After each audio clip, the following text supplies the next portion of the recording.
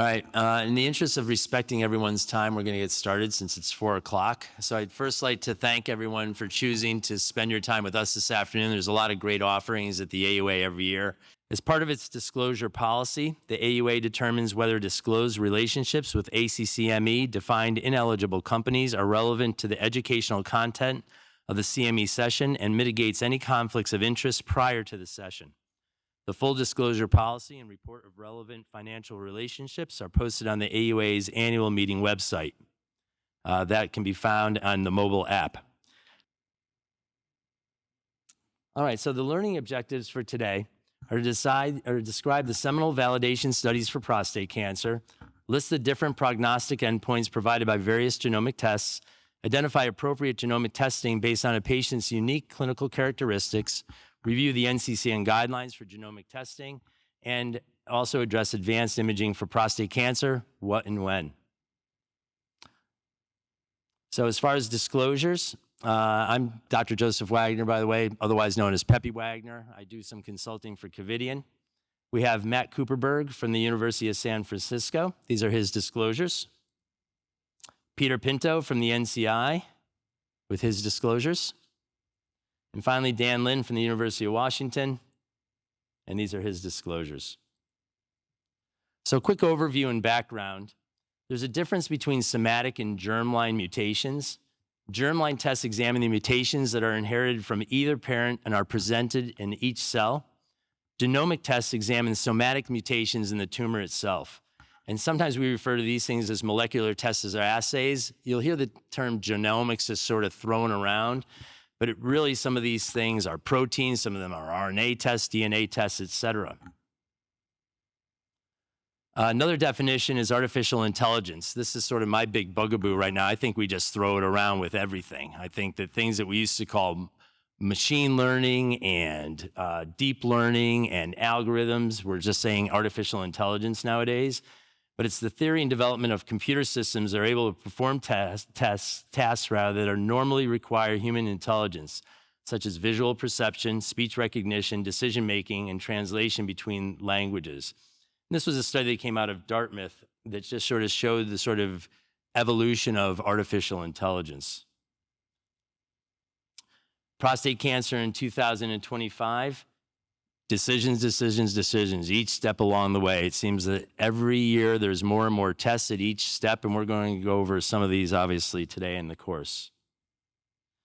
Quick review of Biochemistry 101. This is the process of protein synthesis. So we have DNA, which gets transcribed into RNA, which gets translated into proteins. And it's really the proteins that are the end action maker. But we have tests for each one of these, right? We have IMPACT as an example of a DNA test. A lot of our tests right now are RNA-based with RT-PCR, such as GPS, Decipher, and then protein tests like P10. So why do we need genomic testing? I think we all know that PSA, clinical stage, grade group, tumor volume, PSA density are all great tools, and we can combine those into different algorithms, nomograms, et cetera, to even have better tools. But they're still not telling us the whole picture. There's a lot of upgrading and upstaging, downgrading and downstaging, and the better we can classify our patients, the better care we can provide to them. A recent study from European Urology showed that 30.3% of men with favorable intermediate risk disease are upgraded or upstaged, and we found about 28% in our surgical cohort at our institution. So these are the NCCN guidelines for prostate cancer. And really the money is in the intermediate risk disease, I think. That's where these play the most role. But for high volume, low risk disease, again, I think it can play a role. And for certain high risk patients also, just to determine treatment intensity. So these are the NCCN guidelines for active surveillance and observation. And what they say is their options for confirmatory testing include prostate biopsy, MRI with a calculation of PSA density, and repeat biopsies indicated, and or molecular tumor analysis. And one thing we really wanted to make a point of is we are not up here saying that you do a genomic test, determine a patient does not have aggressive cancer, and then send them off and they don't have to worry about their prostate cancer. This is really just deciding at the initial stages, who do you think can continue down the active surveillance pathway, which will continue to involve PSAs, MRIs, digital rectal exams, and biopsies, and who maybe should move forward to definitive therapy, or who needs active surveillance, but maybe with a slightly closer eye. Repeat molecular diagnosis is discouraged. So if you're doing repeat biopsies and you find a little bit more favorable intermediate risk disease, you don't need to retest those patients. And molecular tumor analysis is not recommended for very low risk disease. So these are the 3 tests that we're going to be talking about today, just because they're mentioned in the NCCN guidelines, and that's Decipher, GPS, and Prolaris. They can all be used in the diagnostic, meaning testing the biopsy setting. And then in the post-prostatectomy setting, the 2 tests that can be used are Decipher and Prolaris. So which test should you use? There are many pre-biopsy choices and sequences that we're going to be talking about today. It's very nuanced. We chose Prolaris, Decipher, and GPS for the reasons I stated, but there are others. Artera is the first pathology artificial intelligence tool in the NCCN guidelines, and we're going to be going over that this year. And then what endpoint is more useful to you? We're going to describe how all these tests came about. What endpoints were they trained for? Do you think it should be prostate cancer-specific mortality with conservative treatment?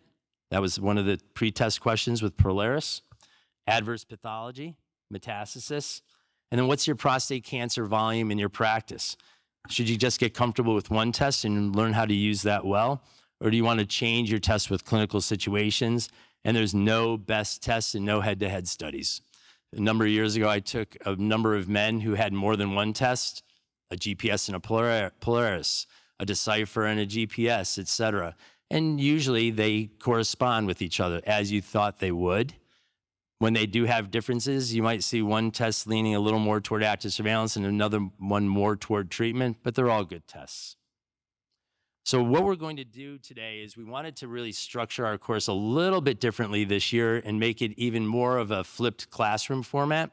So we really want people to be involved, raise hands, ask questions, but we're sort of viewing it as a sort of enhanced podcast. So we're going to go through an index case, stop along the way. I'm going to ask our panel what they would do, what do they think about things, but I encourage everyone to get involved as well. So here's our index case. A 62-year-old man presents to you with a PSA of 8.2. You repeat the PSA, it's 7.8 with a free PSA of 20%, no past medical history. Has a brother who underwent a radical prostatectomy at age 65 with grade group 4 disease. He was PT2, margin negative. The patient's digital rectal exam is unremarkable with mild LUTS and good erectile function. So I'm going to ask the panel first, what's your recommendation? Transrectal ultrasound, prostate biopsy, with or without MRI?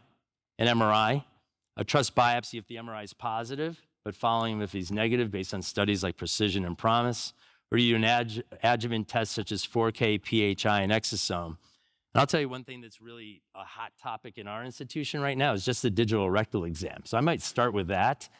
I'm a dinosaur up here, and I'm still doing digital rectal exams, and a lot of my partners aren't. So what are people's feelings on the DRE? Because they just say, I'm getting an MRI, right? I got a 3 Tesla MRI, and my finger's probably a 0.1 Tesla. Why are you doing a digital rectal exam? So what does the panel think about DREs? I'll start with a DRE, easier one. So I recently helped chair the AUA guidelines for prostate cancer detection. If you look at those guidelines, we downgraded DRE this year. So it used to say always screen with PSA and DRE, and now it says you may do a DRE. In other words, you don't have to. Why is that? Because DRE as a screening tool is remarkably bad. It's terrible, actually, by itself. However, in the fine print in the guidelines, we did say if a patient has an elevated PSA, then DRE does actually have some utility in so far as detecting higher grade or higher risk disease or nodules and so forth. So the current recommendation is don't use it for screening, but if someone has an elevated PSA, I think it's a very reasonable thing to do, in part because one gathers, you can, in certain situations, find a nodule, find is it fixed, is it T3 into the seminal vesicles and so forth. And so I would probably do a DRE in this patient, although I would probably tell him I do it at the time of his biopsy. So I'll see him in clinic. I'll say, I'm not doing an exam today. You're getting a biopsy. We can talk about MRI versus not, and I'll do the DRE at the time of the biopsy. Yeah, it's important to, and actually, by the way, as someone who's not on the guideline, if you haven't seen the AUA early detection guideline, it's a really, really good one. It's one that you should be prepared to communicate with your primary care referring community about. We talk a lot about the NCCN in this course. The primary care docs tend to just read the U.S. Preventive Services Task Force guideline, which at this point is grossly out of date and was not that accurate when they wrote it in 2018. The AUA one really has a lot of great info in it. The one thing where I think there's confusion about DRE, DRE as a screening test is very low utility. And to the extent that patients don't like DREs and they think they need a DRE for a screening exam, it's a barrier to screening. But once the PSA is elevated, meaning above 1 or 1.5, it's part of the workup. Or if somebody has voiding symptoms, this is part of the workup of urologic symptoms or an elevated PSA. That is different from screening tests. So I absolutely do them for guys that are in for an elevated PSA. Frankly, if they've got like Dan, we're seeing a ton of remote health. It's often easier to get the MRI before I even see them. But if I'm seeing somebody for the first time without imaging and they've got a clear nodule on DRE, we should save the money on the MR because we're going to see the lesion on the trus biopsy. We're going to find the cancer, and then we're going to do the PET scan. And then Peter's our radiology expert. I think I know what you're going to answer, but immediate biopsy, or are you doing an MRI? Well, DRE is a big point of contention for me. So I think your finger, put it up again. That's a 0.55T MRI in my mind. So don't kid yourself. That's actually a nice finger. Actually, this finger is very important. We do things like ultrasound, which are beam mode grayscale. But there's ultrasound waves that can actually determine stiffness of tissue. Okay, and there's technologies that we're working on, always working on, that's going to bring that kind of finger back into the diagnostic pathway. Okay, we know that, I'll get ahead of ourselves, MRI does a really bad job in finding the tumor's volume, extent, things like that. And so we're working actually on the opportunities to understand with more than just MRI where these tumors are going. But for me, in the OR, I think, Matt, you're right. I think it's a barrier to screening sometimes. I think men hesitate to come into clinic, knowing that there'll be an examination like that. And, if you incorporate MRI in your practice for an elevation in PSA, and, our colleagues, in the UK often do that, it's part of the pathway of the NHS, then I think I would forego the MRI, the biopsy, the finger detection, DRE. Now, for those who do DREs, who does DREs in their practice usually? Right. Almost. Okay. If you take a person to a biopsy, who does not do a DRE at the biopsy? Who does not do a DRE at the biopsy? But you raised your hand before, so you got it in clinic. Okay. So what we're saying is we all do DREs at some point. At the biopsy, even if I have an MRI, I do want to, at least get a feel for what's going on. And the interesting thing I come across in my trainees is this: if you feel a nodule, an ultrasound does not see the nodule that you felt. An MR doesn't see it. Or if it's stiff in a certain region of the prostate, I've asked the audience for the past 10 years what they do, and very few individuals will do a finger-directed biopsy of that area. For good reason, right? It's scary, right? We actually do that. We have a trumpet, and it protects our finger, and the tip of my finger can feel that nodule, and I slide the biopsy gun through the trumpet. I redesigned it. I didn't commercialize it. It's just in our OR, but we sterilize it. I wear 2 gloves, and the tip of my finger feels that hard area, and I'll biopsy the area. Now, I don't imagine the yield's very high, but my point is, if you're going to do a DRE and you find an abnormality that it's not visible on the imaging modalities, I think you should figure out a way to at least sample that area, because otherwise you'd miss it. And so if you're not going to do that, then keep the finger out of the rectum. That's all. One final point, though, too, is that don't forget the HACC staging manual is still based on DRE. Right. Okay, so as much as we can argue whether it should be in 2025, if you want to stage these patients accurately, you need the DRE. It's a very, very common misapplication of coding. Somebody's got an MRI lesion and a negative DRE, that's a T1C. We see it done incorrectly all the time, and it probably doesn't matter because T1 versus T2 matters very little in risk stratification systems. But just bear that in mind too. If you're, from the oncology practice standpoint, accurate staging still does require the DRE. So maybe a quick, yes. And if you can come to the microphone, or I can repeat your question, whichever you prefer. Just for our internet audience. DRE is definitely not going to hurt anybody.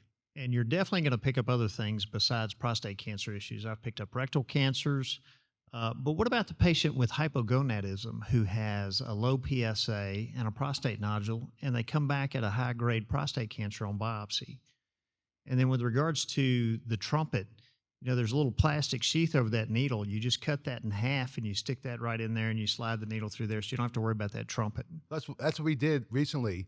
I won't say the company's name, and we cut it flat. Then we cut it at an angle, and then I had to like rongeur off the tip because it was scratched with my foot. So we just made the trumpet. But you're 100% correct. That biopsy guide, and it's nice and stiff. And listen, I'm not going to take too much time on this, but you cannot pierce that sheath with the gun. Understand. Fingers protected. Right. We got to talk. Then last point. Last month, I diagnosed a guy with sarcoma of the prostate on a DRE with a normal PSA. Yeah, they happen. They happen. So quick show of hands, who would do an immediate biopsy on this patient? Great. And who would do an MRI and let the MRI guide them? And who would do an adjuvant test such as 4K, PHI, et cetera? All right, maybe a good segue for Matt to get up and talk to us a little bit about these pre-diagnostic markers. I feel like this is a UK type audience. Very, very interesting. So, in the UK, you probably know the paradigm is you have an elevated PSA, you get an MRI, no biopsy. And actually, before we leave this patient, so I would get an MRI too, but there's a question how you're using the MR. So 62-year-old, PSA is 8, truly 7.5, MRI negative. Who still does a biopsy, systematic? And who would not? Okay, so mostly we're talking about MR as a guide, not as a secondary test. And that's a really, really important distinction.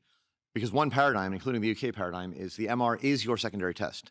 And MR negative, again, you can decide whether that's defined as, PIRADS 1-2 or PIRADS 1-2-3. Negative MR, no biopsy. And that, I think is questionable, it all depends on how good your MR is. And also whether it's the biopsy naive person or a previous negative biopsy. Yes. The biopsy naive person like this who's never had a biopsy, MR is negative, is different from someone that's had a previous negative biopsy and an MR negative. They're very different populations. In the AUA guidelines, we made a very big distinction between the two. So just look at that. Yeah. I also add you should look at the MR if you can, at least initially, if you have a new MR physician or radiologist, because the image quality can be very different. And I see you shaking your head. That's true because you don't know what you don't get if you don't see it. And remember the days of IVPs? Most folks don't know what I'm talking about, but if you do, CT urograms. How many times was the ureter not filled out, but contrast, the radiologist says no ureteral tumors? We had to go back to the cysto retrograde and fill out that ureter. Yep. Radiology didn't tell us that, so keep that in mind. Same thing with prostate MRI. Yep. So, before we start spending any money on imaging or secondary tests or anything, we really need to be using the existing tools as well as we can. And this applies in both the pre-diagnostic and post-diagnostic settings. And, I love giving this line to the primary care audiences. This is true. PSA is like the best marker in the history of oncology, despite what they tell the medical students. The issue is just that we did not use it well when it was launched in the 90s.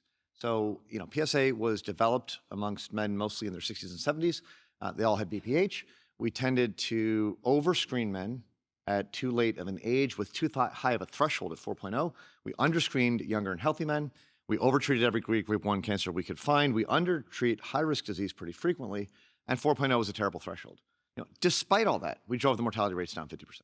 Okay, so the problem is, and the reason the task force came back and said recommendation in 2012, don't screen anybody ever, was because of the way PSA was rolled out. So it was the wrong answer. It was the baby out with the bathwater, classic case of that. But if we use PSA well, it is an incredibly good first test. Better than truly any other screening test in oncology, mammography, colonoscopy, what have you, if you use it well. So what does using it well mean? Well, first of all, again, you have to ignore 4.0, and you all probably have some sense of this, but I would bet you that your referring primary care community still think about 4 as the threshold for normal, or maybe if they're enlightened, they're thinking 3, which is really too high if we're using PSA well, which means screening in midlife. So this is a summary chart from Mark Preston, who did a study in the Southern Community Cohort study, which is a heavily African-American cohort in the Southeast U.S., but it's a follow-on to a fantastic study out of Malmo, Sweden, from Andrew Vickers years ago. Malmo is a beautiful case study of why everybody wants to be an epidemiologist in Sweden, because they do things like round up the entire city population and draw blood on them in 1982 and follow every heartbeat from birth to death in the record systems, which you can do in Scandinavia. Nobody ever moves. And 20 years later, Hans Lilja at MSK got access to this archived blood, managed to run PSA on this very old archival blood, and demonstrated that a single midlife PSA is incredibly predictive of not dying of prostate cancer over the long term. So the Malmo study is on the right here. This is the Physicians' Health study out of Harvard in the middle, and the Southern Cohort study on the left. The point here is it's very, very consistent. In your 40s, the median PSA is around 0.7. Okay, by the time you get to your 80s, it's about 0.8, 0.9 by your late 50s. By the time you get to 60, it's about 1.0. And all the action is in these red bars here, which is the top 10th percentile. Okay, never mind the top half, top 10th percentile, where the thresholds are 1.7, 1.9. These are the men that actually die of prostate cancer. You can say maybe the top quartile, which is around 1.1. So most of the contemporary screening paradigms which are emerging, not quite in the guidelines yet, the guidelines, except for the task force, are all saying start around 45 or 40 in the presence of risk factors like Black race, family history, certainly anything in terms of genetics, germline genetics, which we'll talk about in a minute. So a threshold of 1.0 or 1.5 wipes out 75% of the population. And this is, if you believe Malmo for 20 years, you can stop worrying about PSA with a $20 test that the primary care doc can do, without really thinking about it. The reason 1.0 is a terrible threshold in the old paradigm is that's way too many biopsies, but now we have all these other tests. So, the smarter screening, the contemporary screening concept is, screen at midlife, not in the late 60s, screen men in their 40s and 50s with a threshold of 1 or 1.5. And for everybody above that threshold, you don't go straight to biopsy, you do something else. And there are more somethings than we can keep track of. This font on this slide is smaller every year, and soon I'm going to have to change it because we can't even keep track of how many tests there are out there. We've got blood tests, urine tests, and now the polygenic risk score, if anybody saw the barcode trial out of the New England Journal a couple weeks ago, all competing with multiparametric MR, actually, as secondary reflex tests to try to figure out which men with elevated PSA should actually go on to biopsy. I'm not going to go through these exhaustively, but we'll give a couple of highlights. Now, a couple of points to emphasize here before you start spending money on these tests is that any marker has to improve on a multivariable gold standard. So it's actually not quite good enough to just beat the PSA.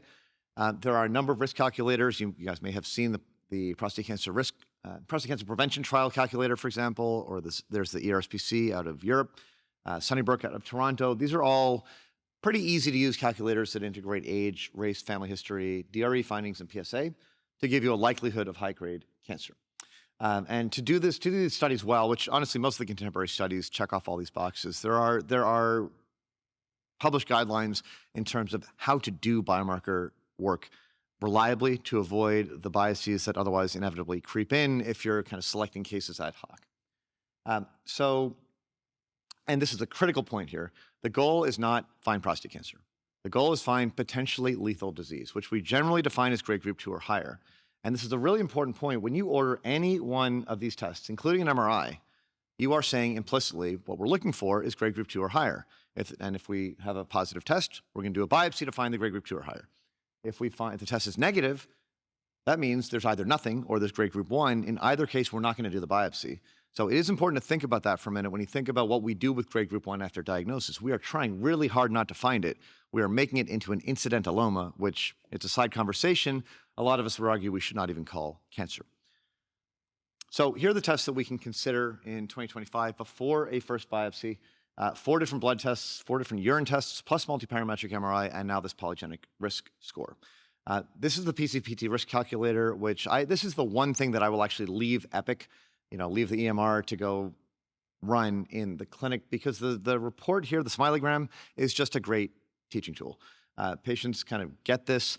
Ian Thompson actually developed this when he first put this out. His argument was, when they originally planned this, it was supposed to be that the guys with a negative biopsy were yellow because they just went through this unnecessary, painful procedure. The guys who had low risk disease are the sad ones because they've been overdiagnosed with grade group 1. The ones with high grade cancer should be happy because you saved their life maybe by finding the high grade cancer. Obviously, the patient focus groups they ran this with did not see it this way, so this is the way we have it. But it's it's a very good tool. And 2 guys can see the same 12% risk of high grade disease. One may choose a biopsy, one may choose not to get a biopsy. Again, this is a point Ian made when he published this. That is a good decision in both cases as long as it is an educated decision. So once you have this as a background, then you decide whether or not to run an additional test. If somebody's got a 40% chance of high-grade disease, he needs a biopsy in almost any consideration. You don't need to run a secondary marker. So I'm going to give just a couple highlights on some of the emerging tests. 4K and Phi are both blood tests that are based on isoforms of PSA, subsets of PSA. This is the reason I'm highlighting this study. It's one of the only ones that ever looked actually two tests head-to-head.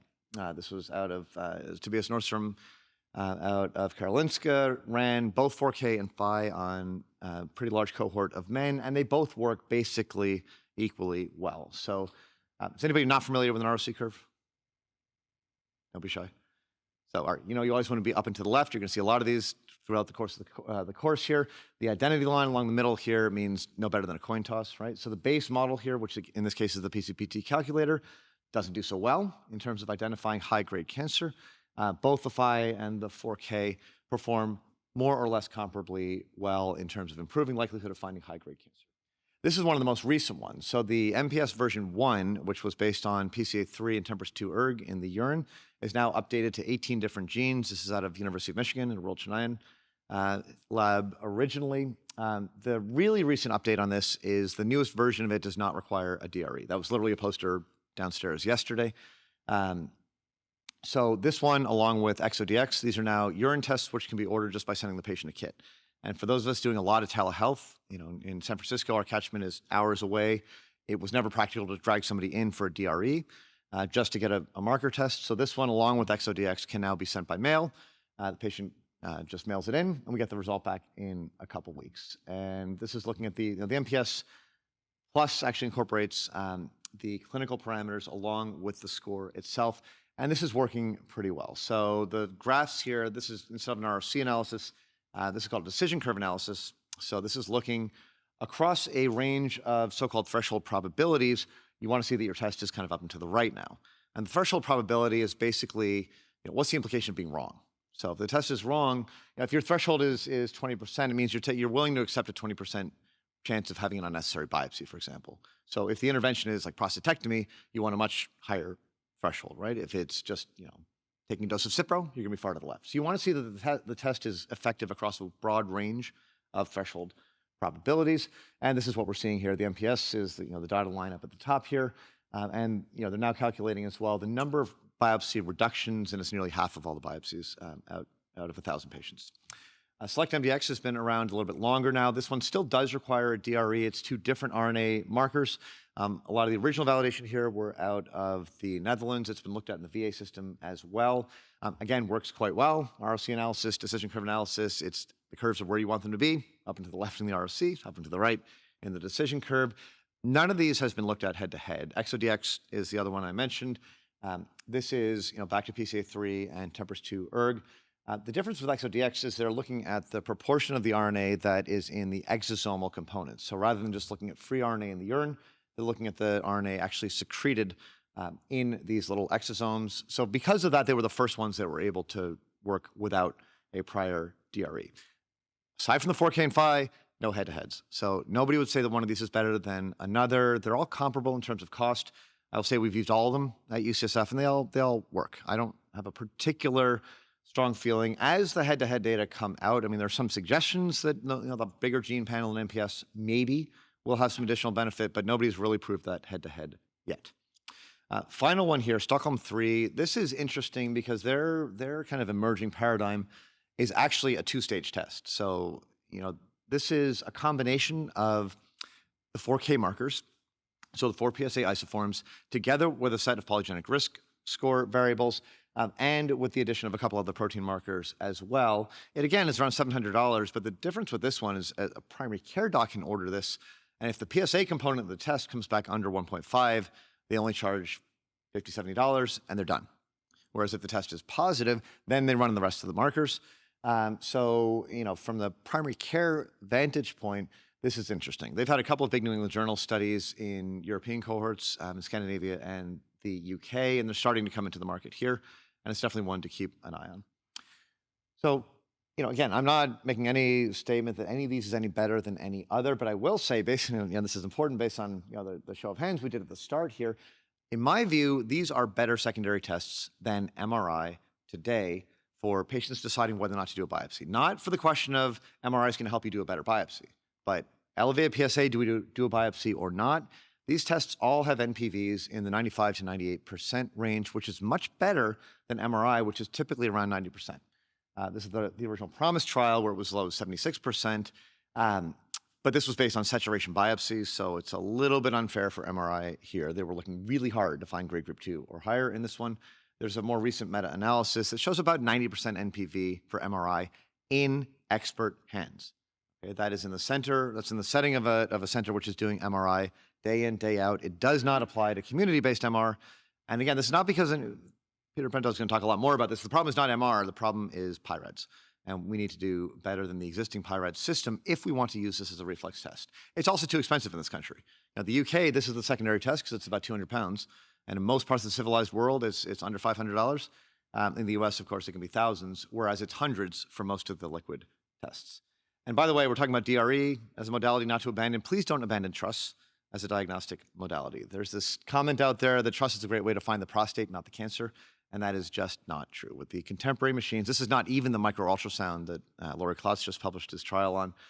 Standard, contemporary machines, we can see most of the PIRADS 4s and basically all the PIRAD 5s as a hypoechoic area. So if you don't have access to good MR, I will add also, please take the time to look for this. Yeah. Right. Yeah. So what happens is, and I have a lot of people, they finish residency, they're coming for fellows, and they just blow through this too quickly. Yeah. If they have an MR Fusion platform, and I like to slow down and look for it. Yeah. That's the thing. You will find things. Yeah. This is actually a nice study one of our fellows did a few years ago, looking at 200 consecutive cases, what modality identified the highest grade cancer. So we did a systematic biopsy, targeted biopsy by TRUS, then took the drape off the Euronav and did MR targeted. And it was only about 6.5% of the cases where the MR uniquely identified something. And this is just an example case. In this one, actually, you can see a little bit of bulge of the capsule there. This was T3 disease that the MR actually did not pick up. So, good ultrasound is absolutely remains, really a critical part of what we should be doing in urology. And last thing, remember, none of these really tells you what to do, okay? Everybody wants to test where it turns blue, you take out the prostate, doesn't, you leave it in, and it's just not the way the biology works. All these tests have a threshold, but remember, if you're barely over the threshold, that's not the same as being way over the threshold. So EXO, for example, at 13.5, patients 14, maybe that matters, maybe it doesn't. If it's 70, that's a big deal. Okay, the 4K score has a threshold around 11, 12%. If you're just over that threshold, you can still have a decision about whether or not you're going to go forward with biopsy. When the 4K is 60%, that's much more of a direct directive that you should go forward. So there are absolutely no guidelines in terms of how we should incorporate these tests, and you can do anything of the following: PSA followed by MRI followed by biopsy. You can do a marker then biopsy. You can do a marker to decide whether or not to do an MRI. To help you do the biopsy, you can flip this and do an MR, only get a marker if the MR is equivocal, or if the MRI showed something and the biopsy was negative, you get your marker. You can spend all the money and do all the things. And all of these things exist across the country. All these things exist even at UCSF, okay, within, across our practice, different practitioners, even different patients. So, and nobody's arguing one is better than the other. This is what I personally do most often. I think it's what we do at our center most often for reasons of cost and convenience as much as anything else.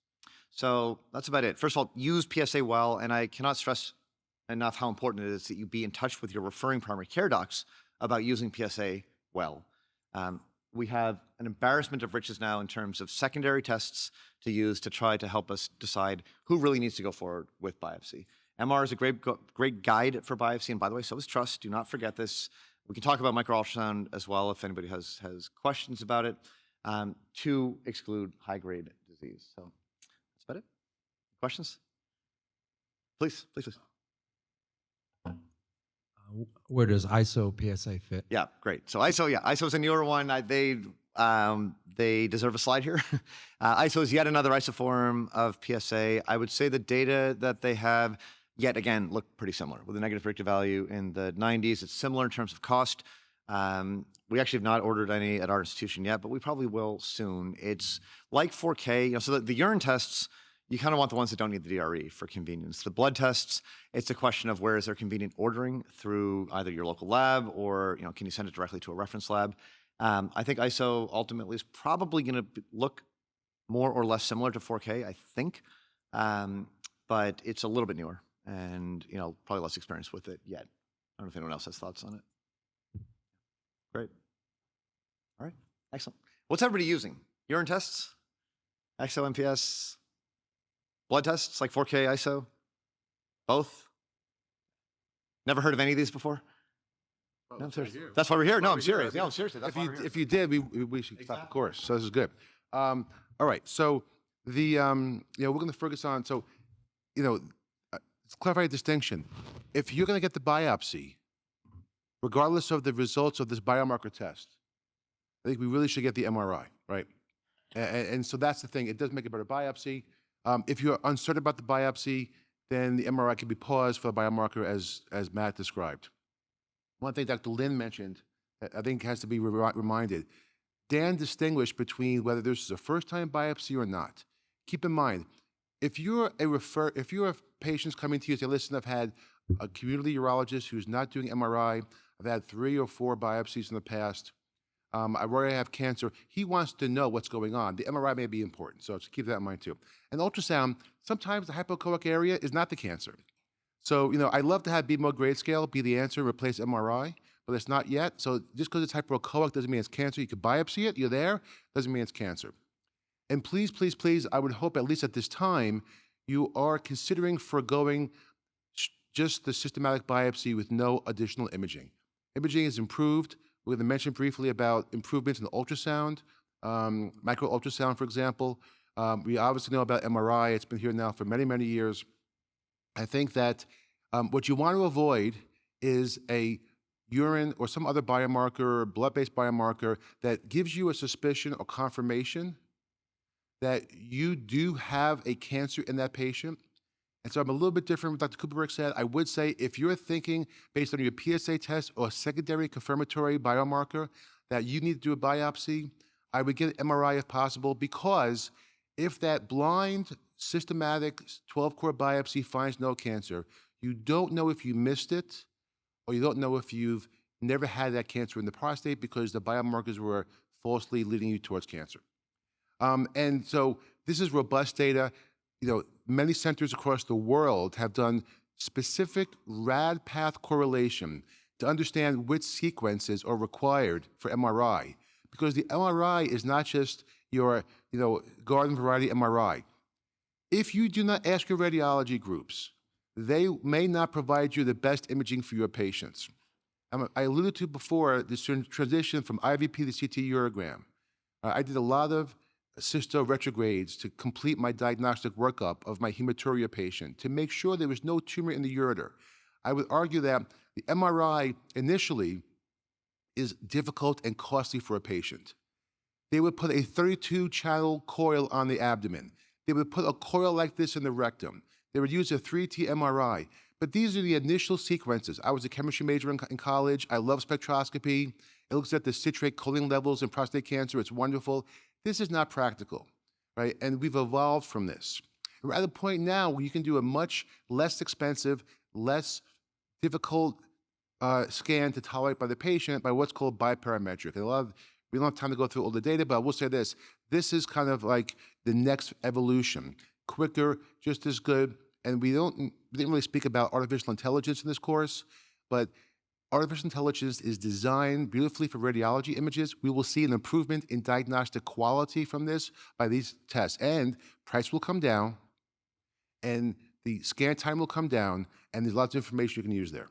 Now, the PSA stands in this case for public service announcement, because you have to understand that the image on the right, which looks like, well, I'm not sure what that looks like really, but it's scary. That was sent to me by a urologist who said, I got the MRI back from my center. They say it's a pyrite, there's no lesions, everything is fine. PSA keeps rising. I'm worried about them. I'm like, send me your films. And I said, well, just by look at that, the most important part of the prostate, the peripheral zone, which harbors most of the cancers most often, is not seen well because the technician didn't take the time to sequence it correctly. And Dr. Kuperberg's correct. We need more, I would say, standardization of acquisition of images, not even interpretation, but at least be assured you can dictate that with the radiologist by look at the films. That's what I'm trying to say. And then, yes, the second part of this is that the radiology films given to multiple readers can be different across different areas, and PIRAT score isn't really going to help us, but there's help on the way, and I do think that there are wonderful computer-assisted diagnostic systems that will help us. Remember the days of EKG, when you took those suction cups, the little red suction cups, put them on the chest, got the rhythm, had no clue what it was, because you were the urology intern covering the cardiac service, right? And now you get a full readout with a pretty close to cardiac level interpretation of the rhythm and rate. We will see this in the future for MRI, the prostate. Do not fear, it's coming, and they'll be helpful. And by the way, I think urologists, if you stay in touch with radiology, can almost get parallel to the diagnostic team and be really involved with opportunities for diagnosis and treatment, real-time treatment. And then this was alluded to before, level 1 evidence from an amazing team. This was at UC London and other members at the UK showing that this is much better than what they call B-mode grayscale ultrasound. I keep saying B-mode grayscale because there's going to be new additional ultrasound imaging tests and diagnostic devices that will improve things. Now, there is a plethora of systems and devices out there to bring in a software system to register and target the MR lesions as opposed to having to biopsy in the MR machine. I will say that you will be hearing about opportunities to use your human brain called cognitive software registration, where the mind without software, but the mind kind of lines things up to direct it in the ultrasound to an MR area. I would say that the software systems now have a little bit of an edge over that, but maybe not for long. But regardless, you have to trial your system, see what works for you, but there is some type of registration involved, whether it's your brain or a software platform, to make sure you're correct. And if you use a software device, the time it takes to understand how the ultrasound of the prostate looks and maybe find a lesion, as Matt mentioned before, also helps you align the images, ultrasound, MRI, so you do hit the MR lesion in your office. And this is just some of the early papers that reflect this. We were very fortunate to have a large database of patients that we published on, and this is now old data, 5 years old. It's just safe to say this, that there is a trend by patients to stop getting additional biopsies, and they will say to you, I've already had a 12-core biopsy, I just want the MR targets, I want to forego those biopsies. And at least in our series and other series, and I just came from a session this morning, if you're in a biopsy session with the patient, and most people, we can discuss this in a moment, are doing these transperineal where the harm of infection risk at least is less, maybe some more discomfort in the published series, there is still some value to a 12-core biopsy. Now, you have to decide, is 8.8% high enough or not? And other series may be a little bit lower. But to me, my pathway is I discuss it with the patient, and I see what they want to do, and then we come to a conclusion. Now, I will say this.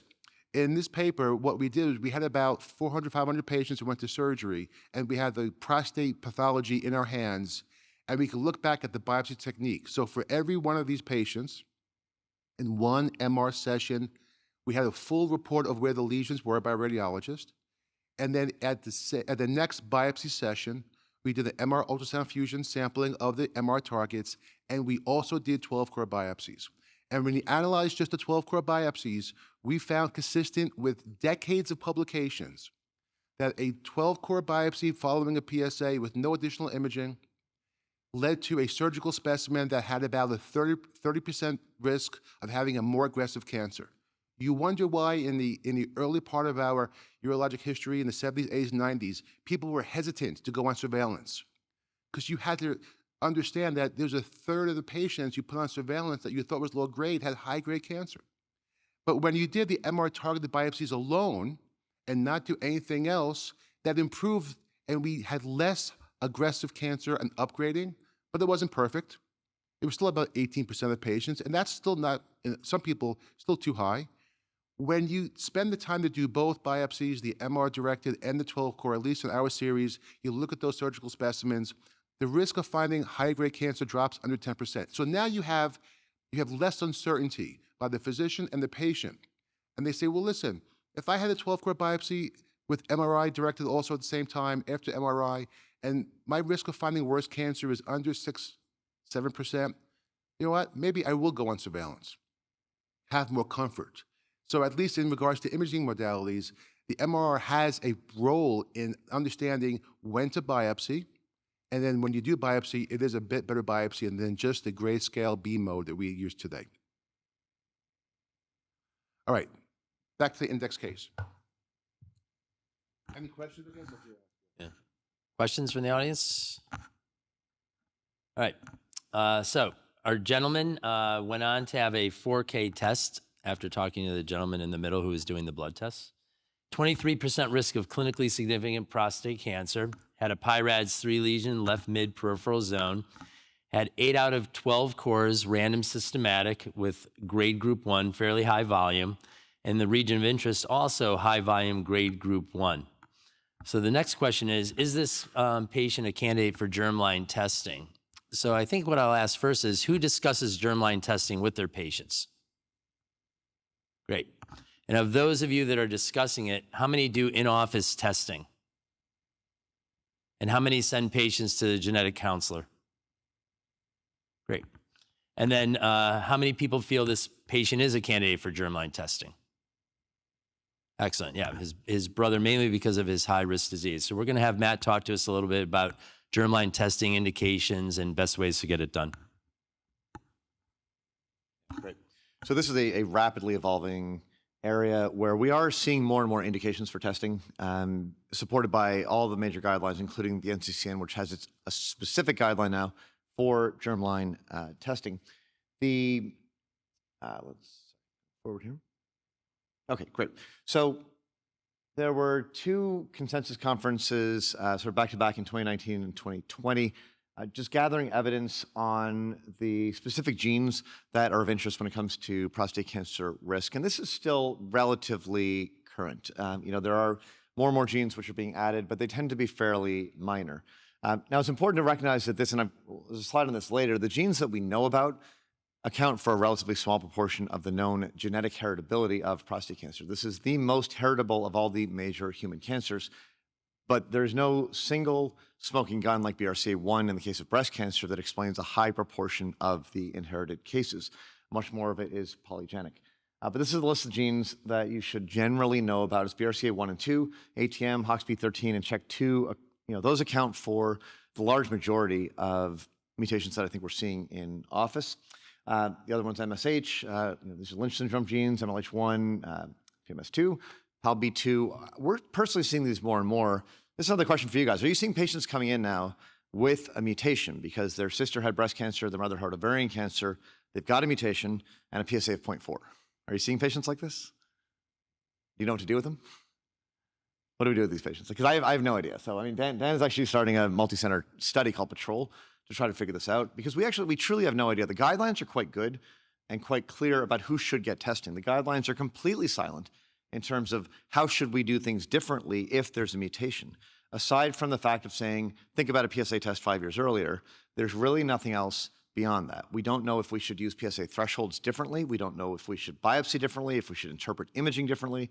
All these other secondary markers, if you've got a built-in BRCA2, do you think about a 4K result differently? We don't know anything. And this is why the collecting a prospective cohorts can be really, really important.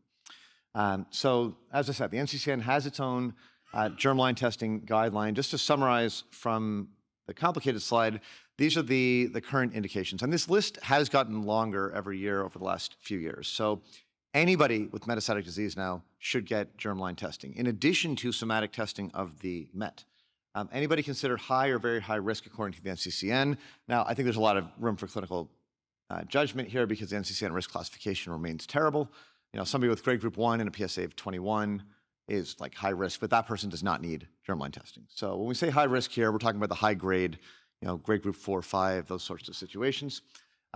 Anybody with a meaningful family history. You guys all know prostate cancer is extremely common. Everybody has a cousin or an uncle or what have you. We're talking about close relatives, so first-degree relatives with breast cancer before 50, any triple-negative breast cancer, and these are actually updates. These are some of the ones that were not so clearly stated in the past. So any male breast cancer, any ovarian cancer, any pancreatic cancer, any triple-negative breast in the family justifies a germline test. Or any family member with metastatic, high-risk or very high-risk prostate cancer. So our index patient here qualifies on that basis. And then any 3 relatives with prostate cancer at any age or risk. So, even if grandpa plus 2 cousins had grade group 1, technically they're eligible for testing as well. And then finally, any Ashkenazi Jewish heritage. Now, a lot of the mutations, a lot of the genes I showed you on that list are genes that are related to DNA repair, both in terms of single strand and in terms of homologous recombination. You do not need to know the details of this in terms of knowing which genes we're looking for, but it's important to have a general familiarity with this because these are also pathways that we are now targeting with PARP inhibitors when we get into advanced disease screening and management. And as I said, we really sort of are just assessing the tip of the iceberg. These are the genes that, again, that we know about. This is the prevalence in patients with metastatic disease. So these numbers are a little bit, now the paper everyone always cites here is this Pritchard study, which is a bit old at this point, but the numbers are probably holding up pretty well, even as we're looking for more genes now. So about 12% of men with metastatic disease, 5% with overall localized prostate cancer, around 3% in the general population will have a detectable mutation in one of these genes. But these rare variants, these are all known as rare variants because none of these is all that penetrant. Even BRCA2, which is by far the most common, explains a very small proportion of diagnosed prostate cancers.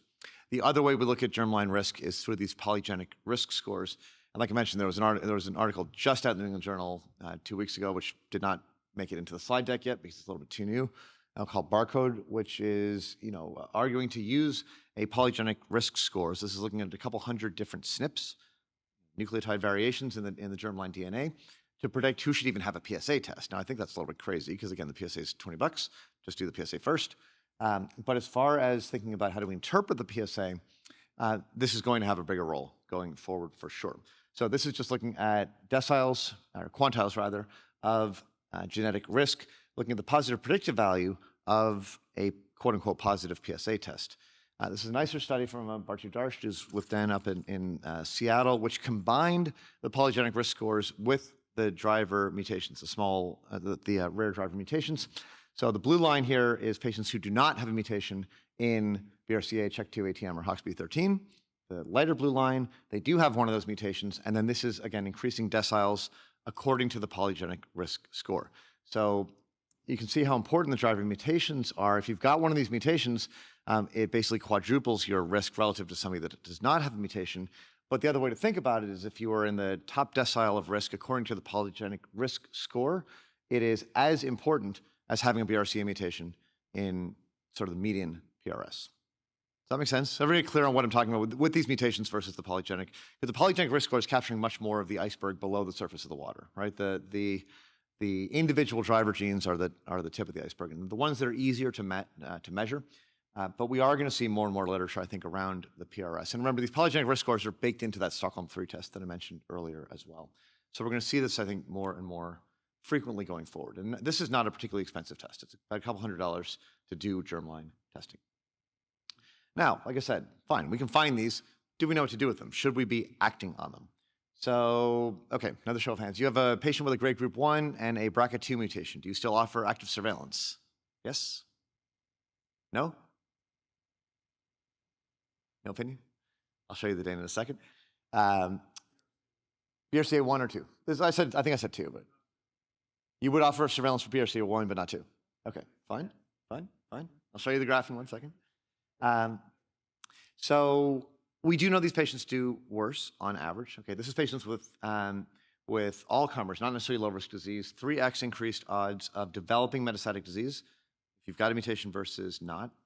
In terms of active surveillance, there's really only one paper so far, which is of decent quality. It's 2 centers, mostly out of Hopkins. It's not perfect. The numbers are pretty small here. The numbers in particular of patients with mutations is only a couple dozen. Okay, but still, it's the only one that has really reported outcomes for men with and without mutations. So the bottom here is BRCA2 alone. The top one is BRCA 1 or 2 or ATM. And this is the likelihood of reclassification from grade group 1 to grade group 2 on the Hopkins intensive biopsy every year surveillance protocol. And without question, these curves are widely divergent. You are much more likely to reclassify to grade group 2 if you've got a mutation versus you don't have a mutation. To me, though, the question is, does that mean you can't do active surveillance? So if you look at these curves, you got a 50% chance at upgrading by 6 years. Okay, so we'll do surgery in 6 years, or we'll do radiation in 6 years. None of this is saying that that patient has missed the window and has metastatic disease. So, I'll tell you my own personal practice is I definitely offer surveillance to patients with any of these mutations, but it's real surveillance. They do not get to drift away to watchful waiting. They do not get to, extend their biopsy intervals to 7 years the way we're trying to do for lower risk patients. They need old school, every couple of year MR biopsy because eventually something is going to happen. But the window of opportunity to find that something is probably still measurable in many years. And it's important to point out these mutations are becoming increasingly actionable. If any of you are managing advanced disease, which is a bigger and bigger portion, I think, of urology practice, there's a growing number of categories of treatments which are explicitly approved or approvable based on identifying mutations in either the germline or in the tumor itself. So for PARP inhibitor, for example, if you have a BRCA mutation in either germline or tumor tissue, that qualifies you for PARP inhibition. There's lots of indications that being MSI high, this is more about the tumor than the germline, can get you into immunotherapy. And as we get more and more medications, you go to the advanced disease sessions here, we have more in the pipeline than we know what to do with. These all need to be targeted based on correlative markers to the patients most likely to benefit.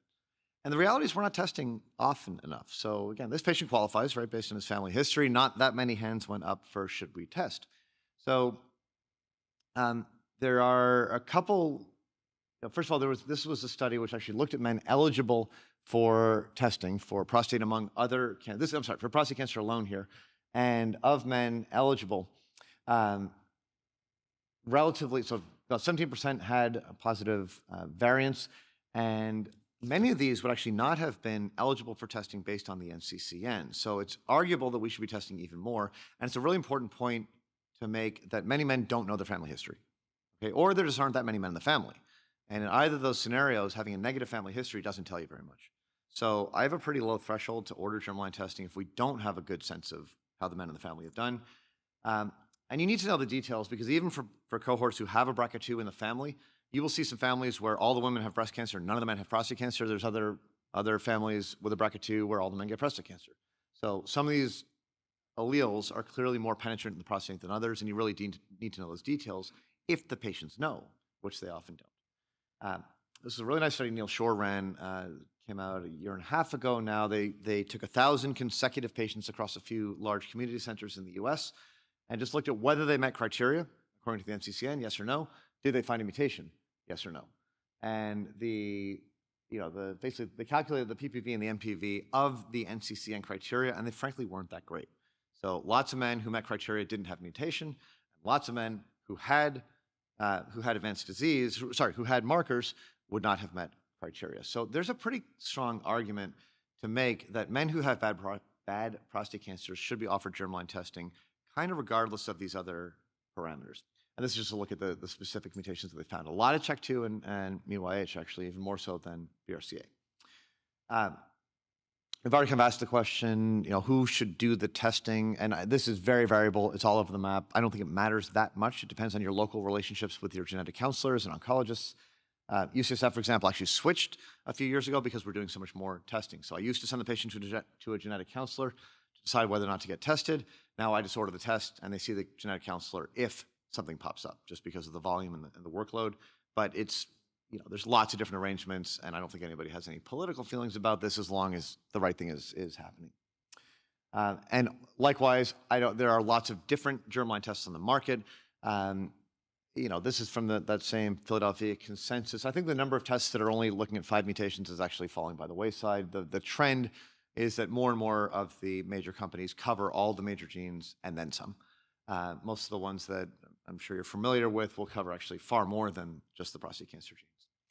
So that's about it. So take a good family history, but don't rely on the family history as a crutch. If there are no men in the family, patient was adopted, estranged from his father, whatever it is, have a low threshold to think about germline testing if you don't know the family history. We should think about testing more and more. It's cheap. It's got relatively few adverse consequences, and you can identify patients for specific targeted treatments as the subset of them that will go on to metastatic disease get to that point. So, that's it. Questions?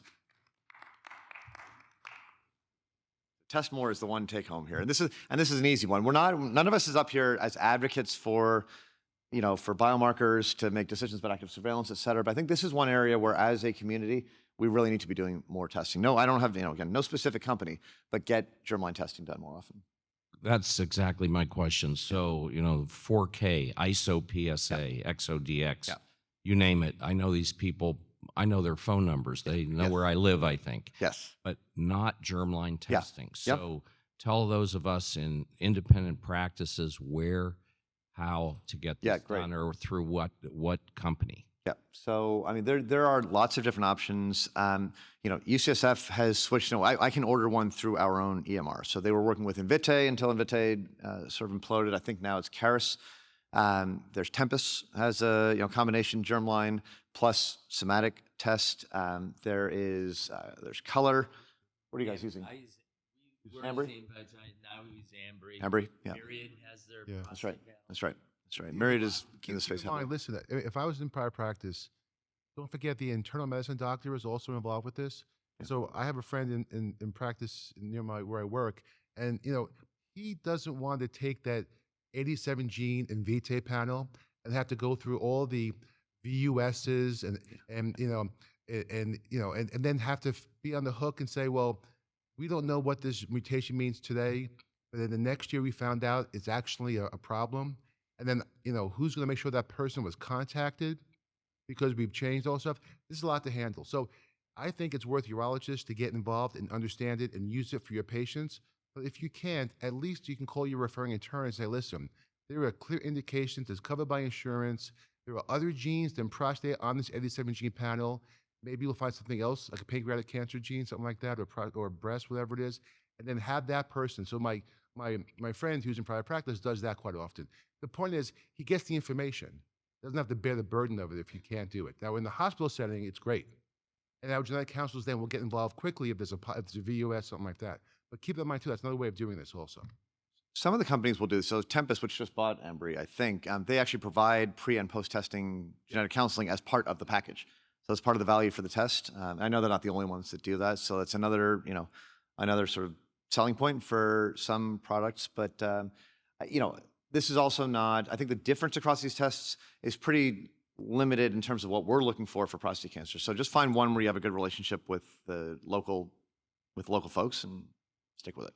You guys hit on a lot of stuff. Do you think you should do this testing if anybody is going to do active surveillance who has a high risk? And I preface it by saying I just did a gentleman who came for a second opinion. He had a 3-3 in one biopsy, 20% PIRADS 3 on an MRI. Yeah. Strong family history. He had a BRCA2. I told him I didn't think he was a candidate. We went ahead and did a robotic prostatectomy. I haven't even seen him back yet, but I do have his pathology. He came back with T3B disease. Yeah. So that's an image. So yeah, okay. So first of all, these definitely happen. Now we're going to talk a lot about active surveillance and markers in a minute.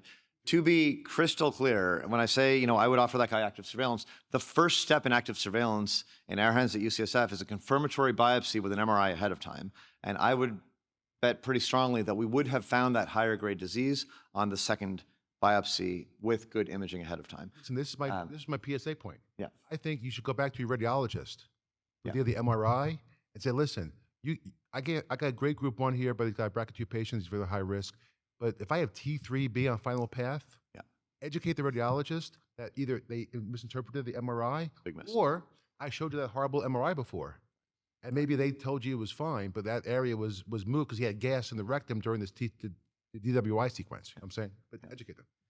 Surveillance never means go home and forget about this. Okay. Even like that guy qualifies as like very low risk by the NCCN. He's the one who maybe doesn't even get a diagnosis in a future world, but still needs active surveillance. Absolutely needs surveillance. Needs the confirmatory biopsy for exactly that reason.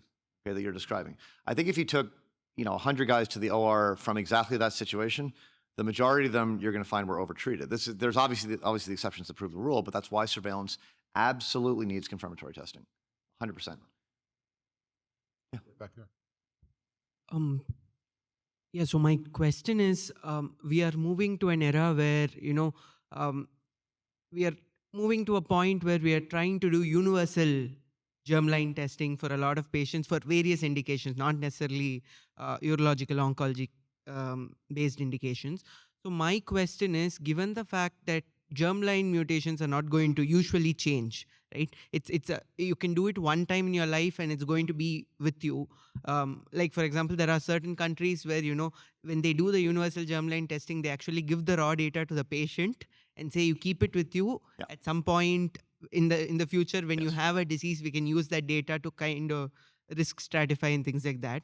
So given that scenario, when you're doing the germline testing for a patient, would you rather advocate for a whole exome or a whole genome panel versus a targeted panel, given the fact that, risks and benefits and the data can be used later on for even other diseases? Yeah, I mean, that's a great question. It's a big public health question, and I'm serious, and a big implementation question. We are seeing folks at UCSF who are like 37 years old, have their whole genome in a Pronuvo MRI that they got at the shopping mall. We're finding these little, they call it PIRADS 3 on a biparametric non-contrast exam, and we're like, what are we supposed to do with this?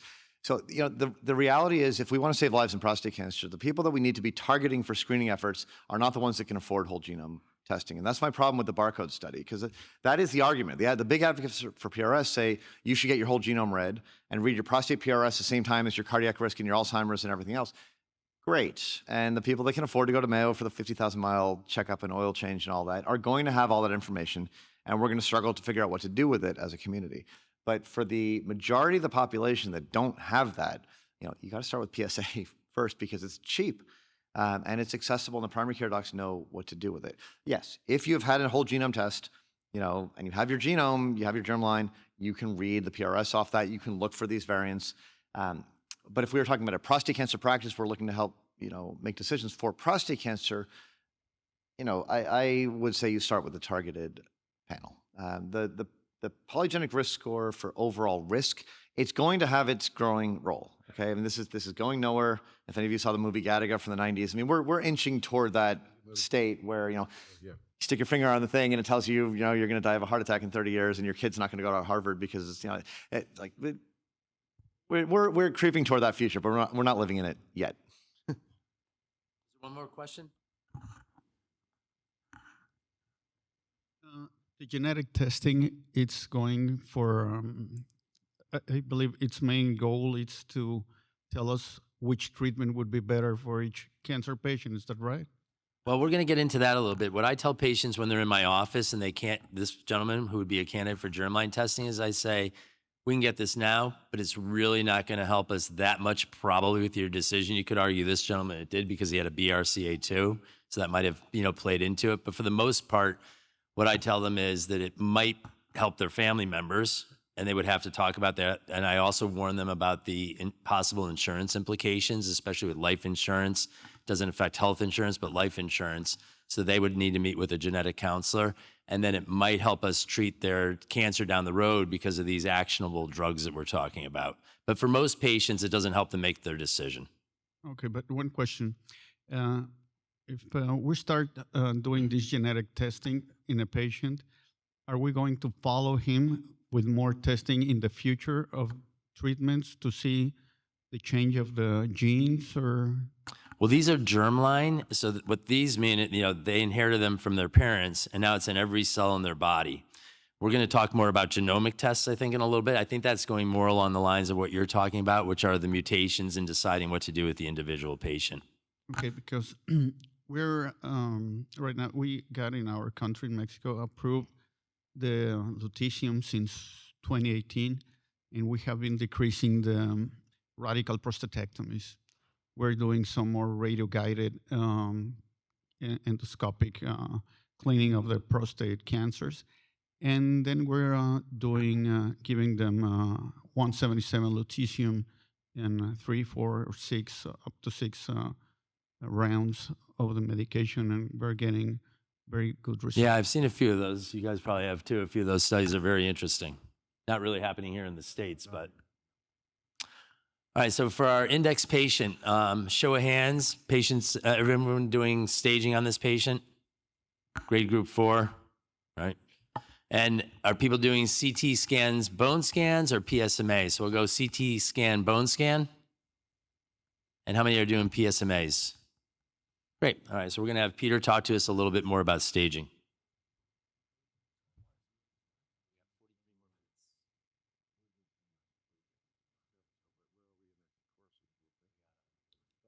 Okay, we gotta move. All right, we gotta move. Which is easy because this stuff is pretty straightforward nowadays. By show of hands, PSMA scan seems to be the the choice these days. And I think, for my practice, it is a PSMA scan. There were other types of agents I want to discuss, like sodium fluoride scans, other scans. But for the most part, this is an opportunity. I will give a caveat. So you'll get the PSMA scan for those that are unfavorable, intermediate, high grade. It's covered by insurance, at least for this country. But don't get overly alarmed by these soft, avid areas in the lymph nodes. But keep in mind that it will guide you in regards to that. Now, I also mentioned before, or was mentioned before by Matt, that we have ultrasound imaging tests that are different. And so if you want to stage your patient and also help with diagnosis, micro ultrasound, it's a more enhanced image analysis of the prostate. And then this just came out, actually, I think a week ago, which was Laurie Koch's work, for which he actually presented this at the Engineering Society meeting this morning, where in a nutshell, there is a non-inferior opportunity to say this office-based procedure with using a new ultrasound has a same type of MR characteristics in your hand. That's all.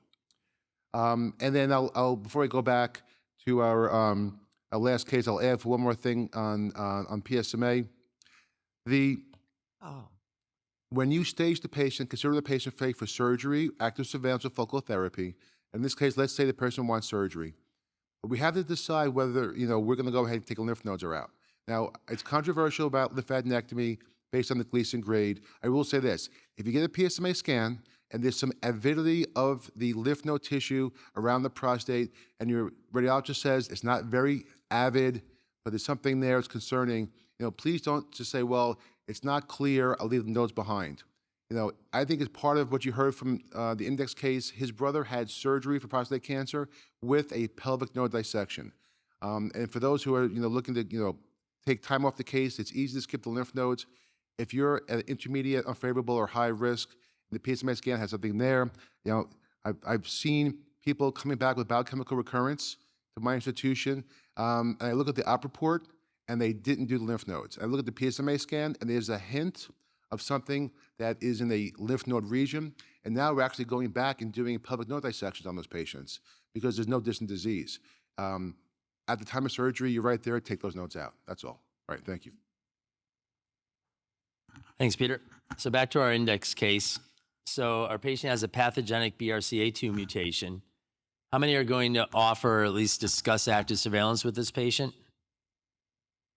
All right. And how many are going to do genomic testing? And how many would move forward with definitive treatment?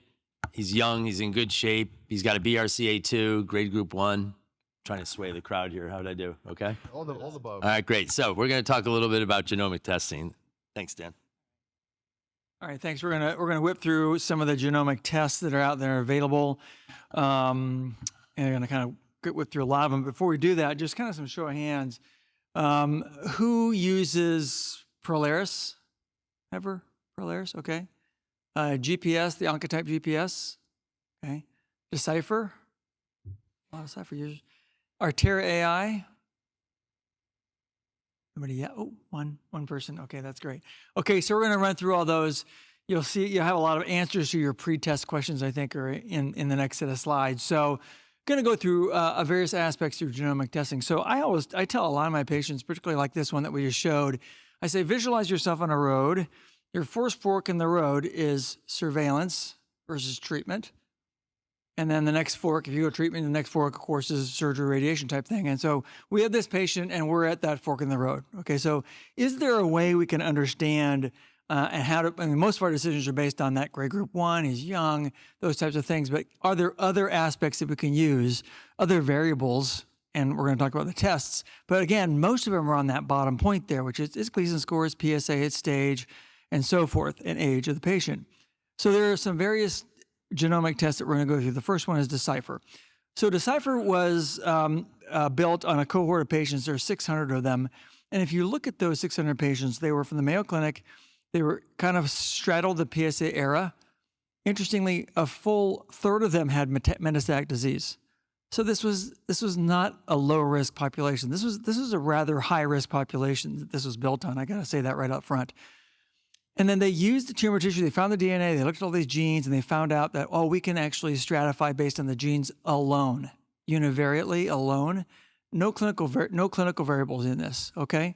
When you look at the grade group 1, 2, 3, 4, 5, you can see that Decipher high, it just kind of makes sense. I mean, you can see it all like cognitively, visually makes sense.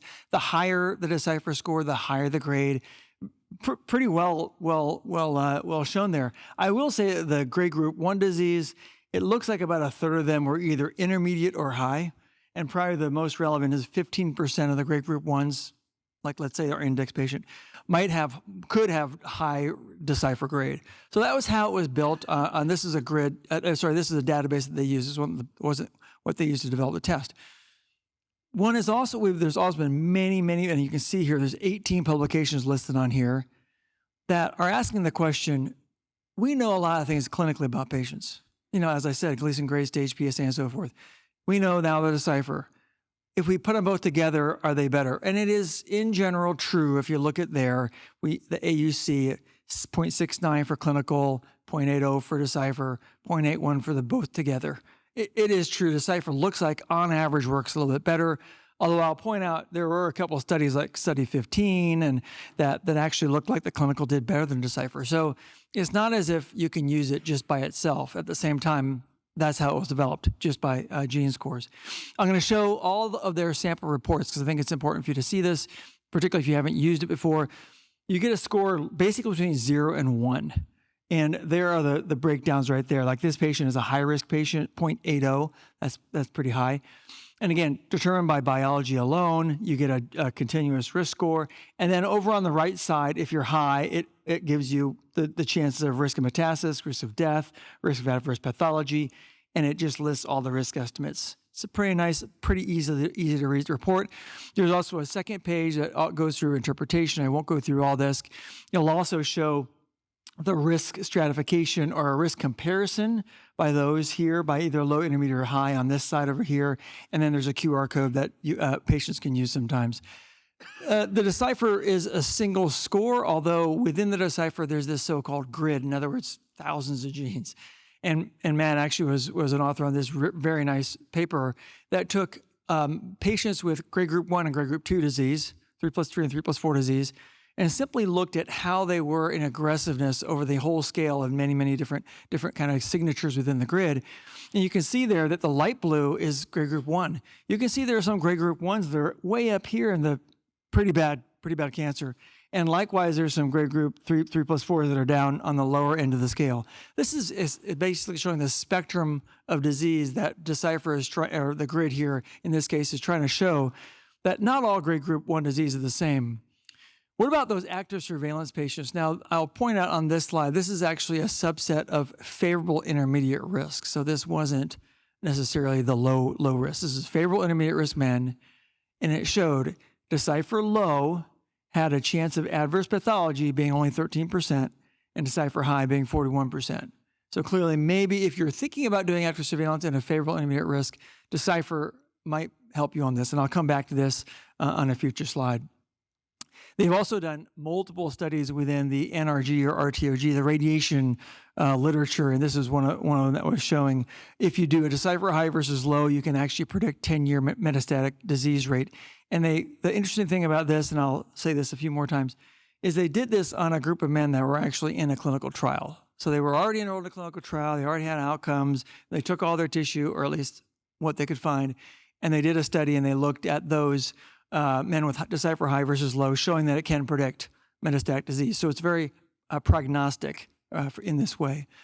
How is that being used now prospectively? Well, prospectively now, there's a really interesting trial called Guidance, which you might have running on your site, where they're taking patients, again, with unfavorable intermediate risk disease, and they're doing a Decipher right at the front end. If they have a Decipher low, they get randomized to radiation therapy alone versus the standard of care, which is radiation plus hormonal therapy for 6 months. If they have a Decipher high, they get randomized to radiation therapy plus hormonal therapy for 6 months, which is standard, or augmented hormonal therapy with darolutamide.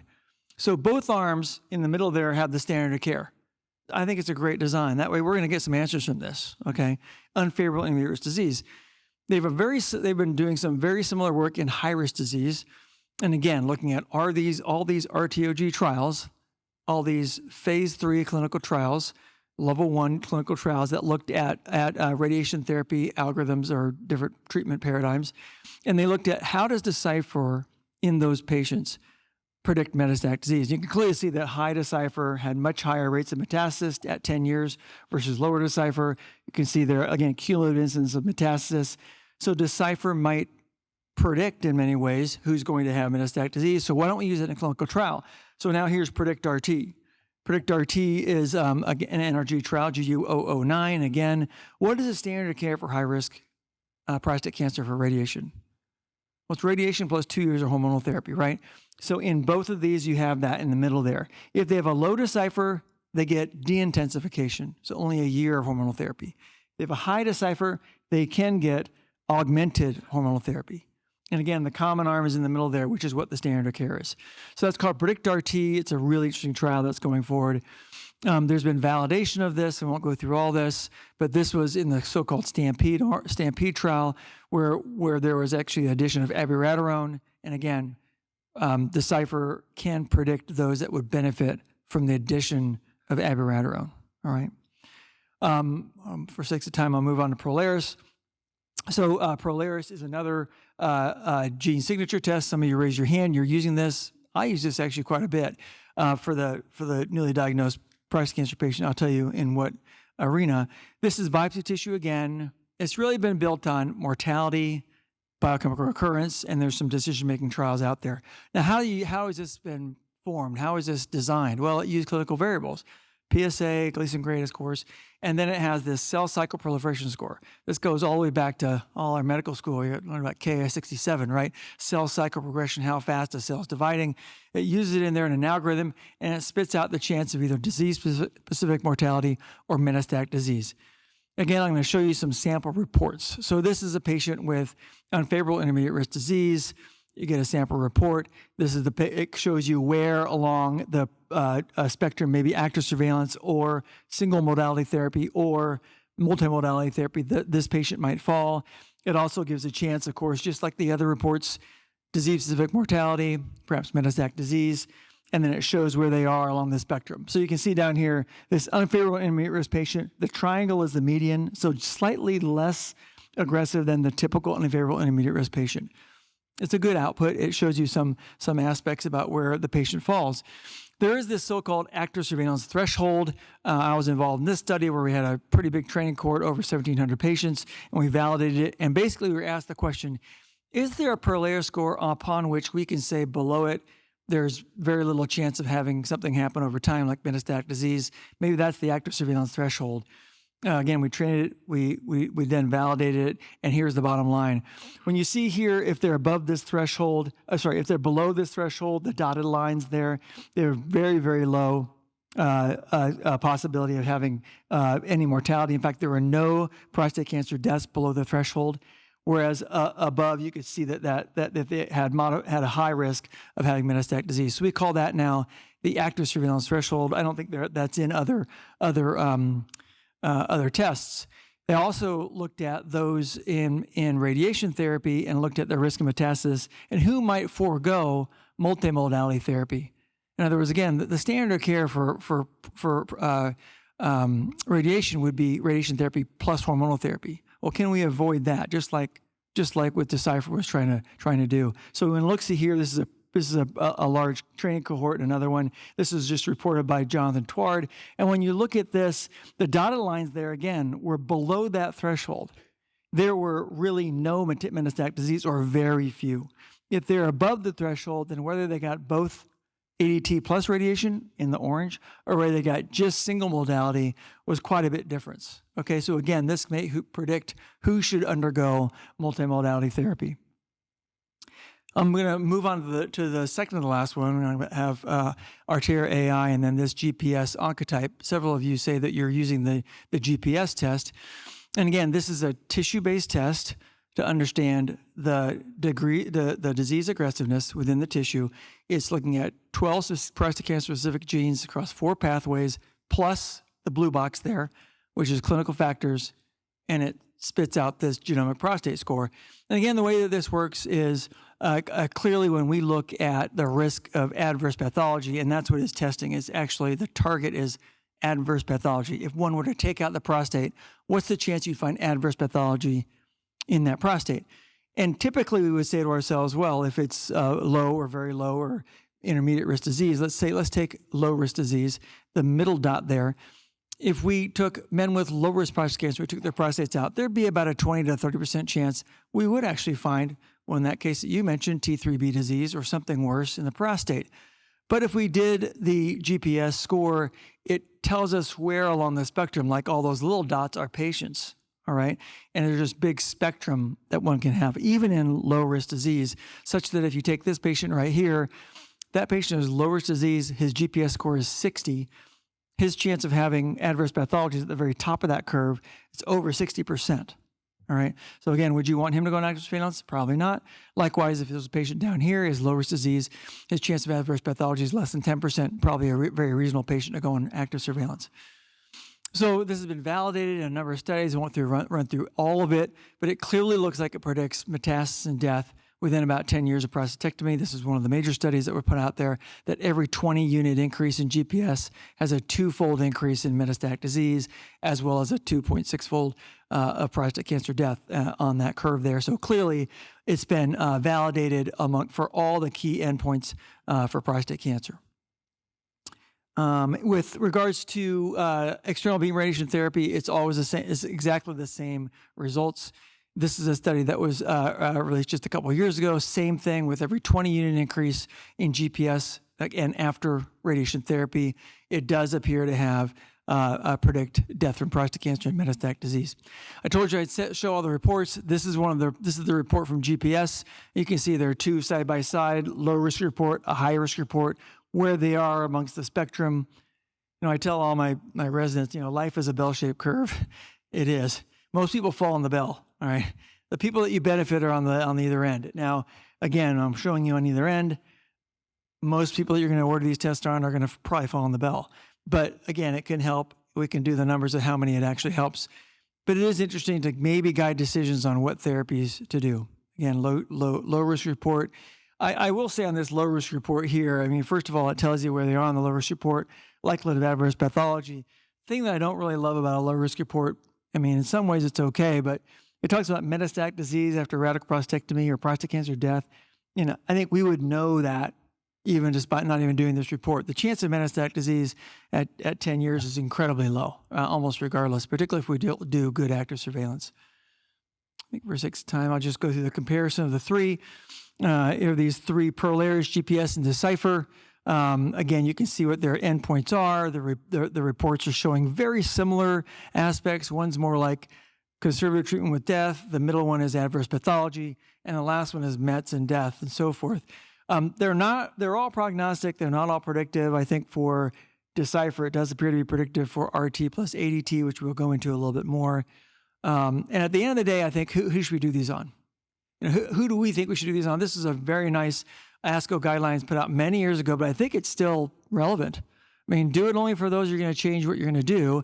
And the example scenarios are high volume grade group 1, high PSA density, low volume grade group 2. Those seem to me the sweet spot. All right. They're not recommended for routine use as they've not really been prospectively tested, particularly for determining active surveillance use. The last one is Artera. This is a new one, as you know, looking at histopathology. Here's looking at the picture. It can give you prognosis, outcomes, prediction. It's very clear we can learn a lot from this. It can be a very robust model. It can learn on its own over time. It's looking below the surface. I still think the last 3 points there are the really key ones, which it can be quick. You have the tissue already. It can flatten the world a little bit. You can have somebody in the sub-Saharan Africa send their slide and you kind of know it. It's actually pretty nice. And I think that's really it could be a game changer. I won't run through the development of it because I don't understand it. It's mostly taking images, doing a layering, and eventually coming out with clinical variables. There is a black box, so they do use clinical variables, okay? And how does it perform? Well, it's been looked at largely in the radiation therapy trials, all right, looking at how does it predict distant metastasis, how does it predict biochemical failure, and so forth. Again, using clinical variables. In this publication, it was testing it against NCCN, which is a really low bar in my opinion, but it clearly beats NCCN. I think a lot of things beat NCCN, but it clearly beats NCCN. How about its predictive abilities? And this is the sweet spot. So if there's anything you can take home from this, and as a urologist, we might not use it as much for this reason, but how does it perform to predict who needs hormonal therapy? There have been some great studies, okay? And so again, they used randomized phase 3 clinical trials, and they did the Artera test on it. And when they looked at those patients who either had radiation alone or radiation with hormonal therapy, if they had a low Artera over here, it didn't matter whether they got hormonal therapy or not. They all did the same. If they had a high Artera, they clearly benefit from hormonal therapy, all right? 2/3 of the patients had a low Artera score, so they could have been spared hormonal therapy. So I think this is, to me, this is the best take home. This is really nice data to show perhaps who might benefit from hormonal therapy and who can avoid it, okay?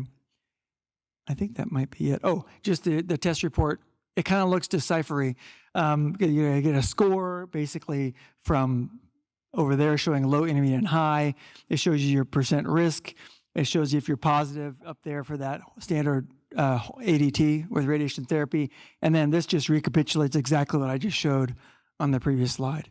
It's a really nice, nice report. I think we can skip those, yeah. Great. Peter's up. Yeah, well, that was very good. That was a comprehensive. Listen, I'll admit I struggled with this part in my paradigm for my patient care. I struggled with this tremendously. Any questions or anything? This is a lot to digest, a lot of information, quickly. Yeah.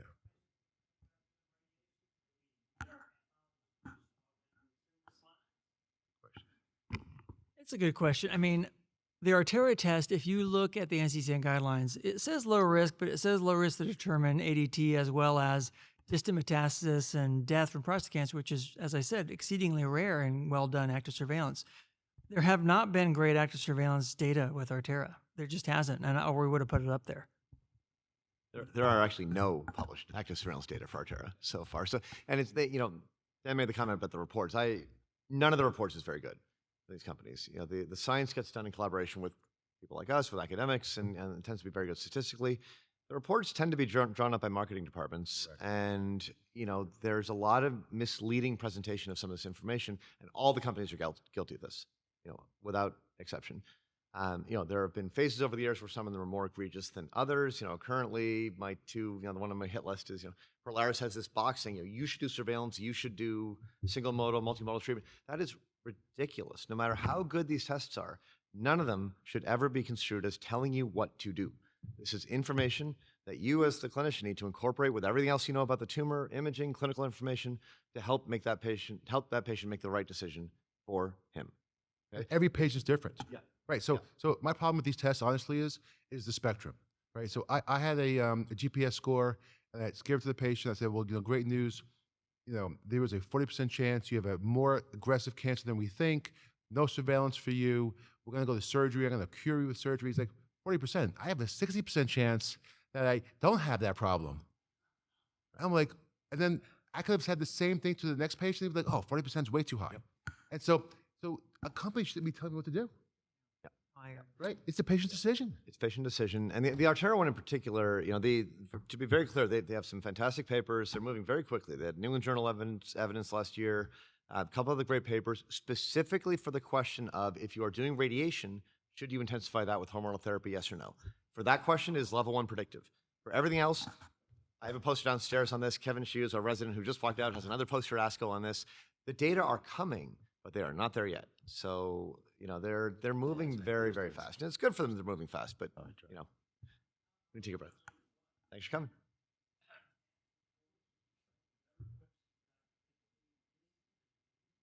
Awesome. Thank you. AUA. Thank you. Please fill out your evaluation. Do fill out the evaluation. All right, 2 quick things, just because we are falling a little behind in time, and we want to try to get everything in. I promised I would answer questions from the audience, so I am. It is, once we identify a germline mutation, is the data discoverable by life insurance companies?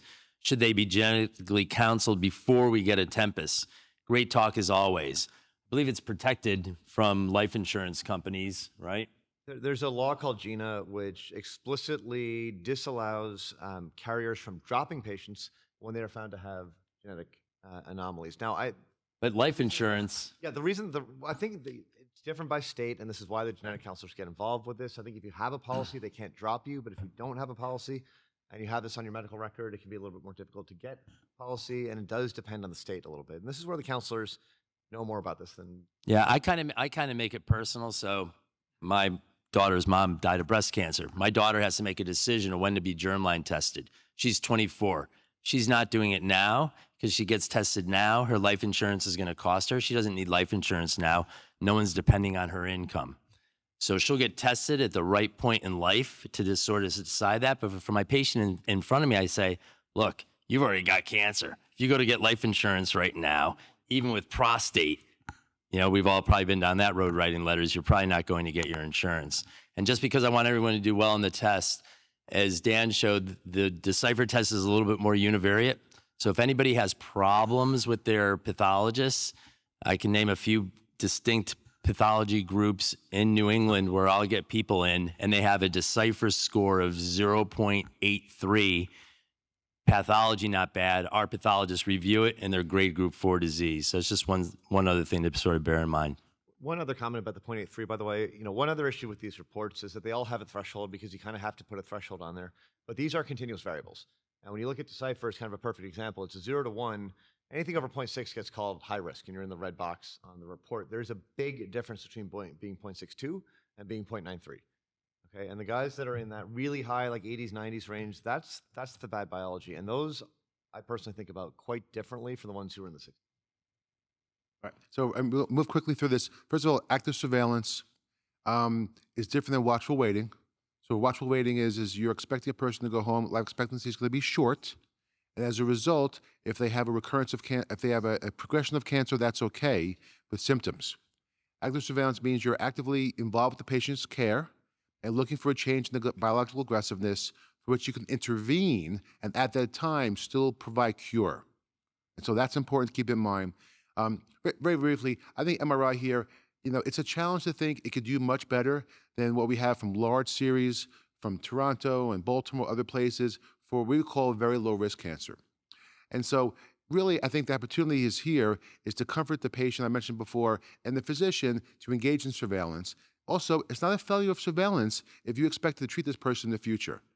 4 or 5 years of quality of life is important as long as the window to cure doesn't close. And that's important for the patient to understand.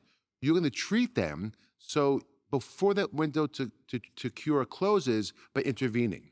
Now, the last thing I'll say is this, is possibly, biomarker tests and imaging can de-intensify the morbidity of surveillance.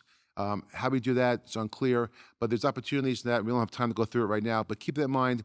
These type of tests and imaging can space things out a little bit more often and then allow the morbidity to decrease. And I'll skip through this. Additional imaging tests are coming down the line. PSMA tests, there's a lot of information right now about opportunities to look at other modalities besides MRI, to select and make sure that you're putting a person on surveillance who would not be disadvantaged by going on surveillance because they're a much higher grade. Now, MRI, as I showed before, does a great job. PSMA is something else. Other ultrasound imaging modalities like micro-ultrasound or maybe multi-parametric ultrasound in the future. And then for treatment planning, the other thing too is this.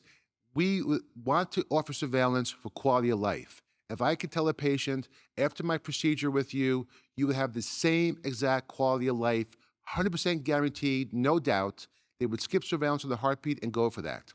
That guarantee does not exist.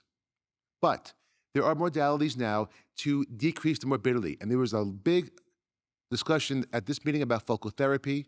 And so, for example, as you incorporate that in your practice, or if you want to have somebody in your practice who does it and you can refer that to them, keep in mind this is the difference between surveillance and radical whole gland therapy. We happen to do laser, we do ultrasound, we do other modalities. Imaging is important. You can have follow-up imaging afterwards. And lastly, if you're going to go to surgery for this patient, Do not ignore the MRI. Get the MRI in your practice. Go through at least the T2 images in 2 planes, axial and sagittal, because cases like this do exist. You know, person went for PSA, right the 12-core biopsy, got this information, no MR information, right? Sent over to me for an MRI of the prostate. Keep a long story short, he was not grade group 1, and this anecdotal case will be in your practice for sure. And so therefore, have the MR done, look it over. Because what you would have seen on the MRI is that there was an extension through into the neurovascular bundle, which the radiologist did not mention. So for the person who left with the T3B disease after grade group 1, you know, this image quality, even a first-year high school student can see that there is a line for the capsule and something that's going through it. Who knows what it is? We changed the surgery based on that imaging. I did nerve sparing on one side. You can see on the other side, which is to the right of the screen, we went wide, and the tumor was through the capsule, but the margins were clean. This young man had a 10-year-old boy when we did the operation. He's now graduated from medical school, so that's at least 8-10 years since I did this case. With no adjuvant therapy, his BCR has not occurred yet, and therefore, the only thing I want to say is, if you have the MRI, look at it as you go into the OR, that's all.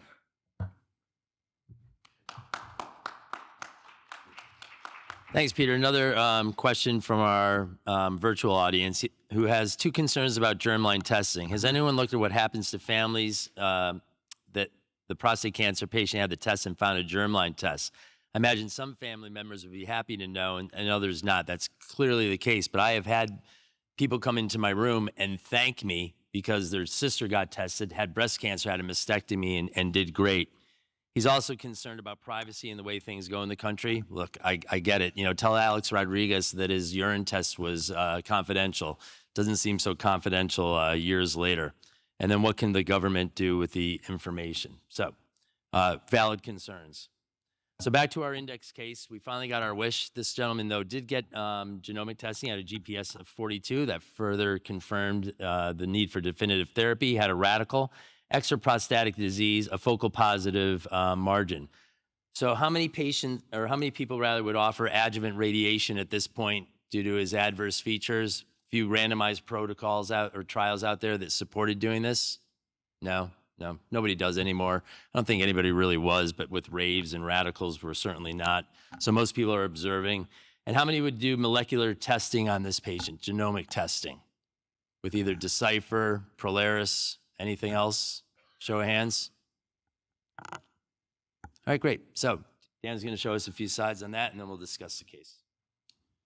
Okay, so there are a couple options for patients who are wanting to know about the risk of having something happen in this case. So somebody has a positive margin or a pretty aggressive disease. Should we do earlier radiation therapy, or should we add hormonal therapy at time of their recurrence and so forth? I think the data are pretty good. We'll kind of whip through most of it. So again, here's the situation after surgery. Do we do early-ish radiation therapy or observation? If we do radiation, do we need to give hormonal therapy? Those are the key aspects that are happening here. I'll just cut right to so there are 2 tests that really look at this question. One in particular that does it more, which is Decipher. Okay, the Decipher test does look at, this is a typical post-op report, a post-radical prostatectomy report, looks very similar to the one prior. Again, gives a risk score, gives a risk of METs, risk of death. This is for high-risk prostate cancer. But really, what's the data that support this? It's really pretty interesting. This is one of the first ones by Bobby Den, now 10 years ago, but it's held up over time. Whereas if a patient has a prostatectomy and their Decipher's low, whether they get radiation therapy early-ish, like less than 0.2 on the PSA, or whether they wait until their PSA's over 0.2, then they're no difference really in their instance of metastasis. But if they have Decipher high and they get an earlier radiation therapy versus later after 0.2, you see quite a bit difference. So maybe in a patient that is you're thinking about giving radiation to, and you want to know whether they're at a higher risk, this has been evidence to get a Decipher score. This is held up over time again. This was another paper that showed again at PSA levels that are low, less than 0.2 or 0.2 to 0.5 or even greater than 0.5. If the Decipher is low, their chance of metastatic disease still was pretty low, regardless of when they got the radiation. But if they got radiation earlier with a Decipher high, it was much better that you see there. Okay. And again, it's been borne out over time. I won't go through all the series.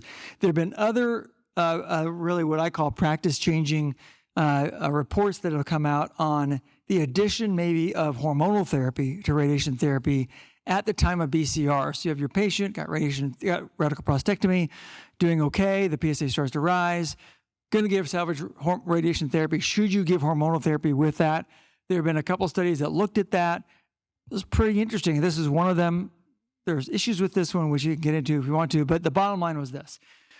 If a patient had a Decipher low, and this is the chance of distant metastasis, prostate cancer mortality, or overall survival, Decipher low had minimal benefit for the addition of hormonal therapy. If anything, overall survival was actually lower in men with Decipher low that had hormonal therapy, of all things. But if the Decipher was high, then the addition of hormonal therapy clearly benefited from them, okay?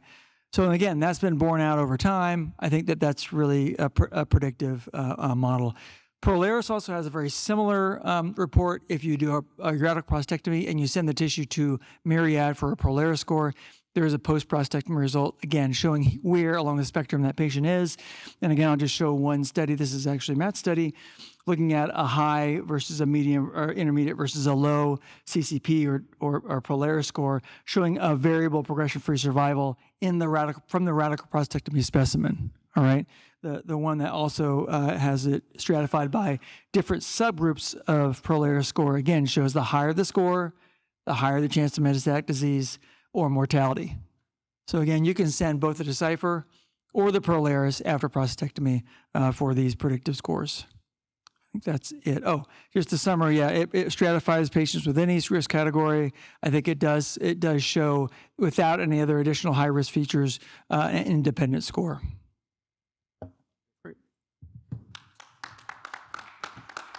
All right, so back to our index case. So this patient was sent for Decipher testing. His score was 0.76 on a scale of 0 to 1.0, so that's high. He had an undetectable PSA until 18 months post-op, and then his PSA went to 0.03, 0.04, and 0.07. And then he received salvage radiation therapy with ADT based on the studies that Dan discussed, as well as RTOG 9601. So my first question, and I think I'll ask the panel, is if you're doing these genomic testings post-prostatectomy, when do you get them? Let me start with Matt. Yeah, I mean, I think for patients who are facing a decision about whether and when to do treatment, it makes a lot of sense. And it is a little difficult to apply one of the retrospective trial analyses directly to say if X, then Y. But the Decipher to me helps me kind of set the thermostat of how high we're going to let the PSA drift. So the higher the PSA, the earlier we want to come in with radiation therapy. Now, say in 19, I would have sent this guy for radiation with a PSA of 0.7 with the Decipher 0.76. In 2025, we wait till 0.2 because we want to get the PSMA PET scan. And the yield on the PET is very low until you get to 0.2. And the data to suggest that you are losing ground in terms of curing the cancer at 0.07 versus 0.2 are pretty limited, honestly. So I tend to wait till 0.2. Now, if the Decipher is low, I will let it drift a lot higher, especially if it's going up slowly. Interesting. So I'll say what I do is I get the Decipher on all the bad pathology reports. And the reason I do it is I tell them, you've met your deductible. You had a PSMA and an MRI and a surgery. If ever you met your deductible, you met your deductible. We're going to get your Decipher test. I'm going to put it in my back pocket. And if your PSA is 0 forever, we're great. If you have a good Decipher and your PSA goes up, we're going to pump the brakes and watch. And if you have a high Decipher, I'm going to treat you a little bit more quickly and more aggressively. So this is a guy that I probably would treat. To be honest, right now I'm radiating about my salvages. 85% of them have a PSA under 0.2 because the writing is I just think it's on the wall with this guy. Dan? The PSMA PET thing is interesting. It's tough because you're kind of caught in a little conundrum. Do you want to do it early, like really early? And maybe Decipher might help that, or do you want to wait till 0.2-ish so you can get a PSMA PET? And it's a constant battle. You don't lose, like you said, for every 0.1 of PSA up, how much do you lose, right? 3%? Yeah. Maybe? In terms of PSMA PET? No, I mean, if you're doing your salvage radiation therapy with each increase of 0.1 of your PSA, you lose a few percentage points, right, of PSA biochemical recurrence. The trade-off is knowing where it is, right? So because the PSMA PETs not uncommonly show us lymph nodes that are not in the typical pelvic landing zone. So Perirectal. perirectal, Yeah, classic. in the chest, we've seen this, right? It skips the pelvis and goes somewhere else. So, and you're not going to find, because we are now adding on, let's say, at least 6 months, if not 2 years of hormonal therapy, given the high decipher here, the out of field node, which has not been radiated, you're not going to find for a while. So I agree, it's tough. We don't have an answer on this. Our current practice is we want to get the PET result. And would you guys give, I would only give this guy 6 months. It's not Would you give him longer? up to you. It's not up to you. It's up Yeah. to the radiation oncologist. And I've told patients to go in and say, listen, ask for 6 months. But they say, well, they counseled me on this information. They said, well, we're giving you the radiation. Your surgeon did his job. Now you listen to us. I mean, that's flat out what happens. And by the way, I would say this. Your patient needs to have a hard conversation with radiation oncology. If you're in the room, cover your ears, your rad onc, because they downplay the harms of salvage radiation. Are they in one pad? Are they out of pad? Are they in 2 pads? And I've had into, respectful arguments with my radiation oncology team by saying, listen, it's important to remember that these are harms that are lifelong. So, don't just say, I want to radiate you early. And if the patient buys into the harms, then that's a different story. But they control that, at least in my practice. May I take it a little bit of a different direction? She was showing that, the harm of ADT if a patient has a low decipher score and he doesn't need it. So we're all trying to avoid it. Are you guys still using Lupron, using more Relugolix? What are people doing? We're a mix. Yeah. Yeah, Relugolix is same. very expensive. Yeah, same. It's a high out of pocket. I think for patients with a lot of cardiac disease, we might lean that way. 6 months, probably not a huge difference. It's Right. Long-term, 2 to 3 years of treatment. I think the one shot is easy. The question is, again, if we got a positive PET scan, do we intensify that early with other treatments, other ARPs or chemo even early? And we are doing that in some cases when there is nodal disease in the PSMA. And I think the trend is for longer hormonal use. I just do. I think it says 6 months, but I think if one thinks about our experience with higher risk prostate cancer or high risk prostate cancer, and those men getting radiation therapy instead of surgery, it's 2 years, and it might be 12 months after this. So I think that the trend, I've heard a lot of medical oncologists and radiation oncologists say, hey, let's aim for 2 years. If we get 1, we're fine. That's like the trend. Although I think that everyone would rather do 6 months. But listen, there are people out there who they get permanently castrate. Oh yeah. They don't remind them that, right? And now it is age specific, right? So you're 60, they bounce back. I've had guys in the high 70s and they just never came back. Yeah, that's true. And this is another really good use for these markers. So remember, there was a poster downstairs earlier that quoted Eric Klein that no man that's ever had a biopsy wants a second one, right? The equivalent is men will go to the mattresses to minimize their ADT exposure, right? And both Decipher and Artera pretty explicitly, if those tests are low, you can with some good confidence turn down the ADT exposure. Whether you go to 0 or a shorter course, I think is debatable. Of course, sometimes the tests are discordant and we don't really know what to do, and we're still learning that, and time will tell. But we often talk about these markers both before and after diagnosis for finding the bad thing, right? Find the cancer, predict the recurrence, predict the metastasis. There's a unmet need here to really figure out how to use these tests to de-escalate, to figure out who doesn't need a biopsy next year, who can go on less active surveillance, who can skip adjuvant radiation therapy even if the pathology looks bad. And that's a big, there are a lot of patients who will benefit from using the tests in that way, and it's important from a public health standpoint.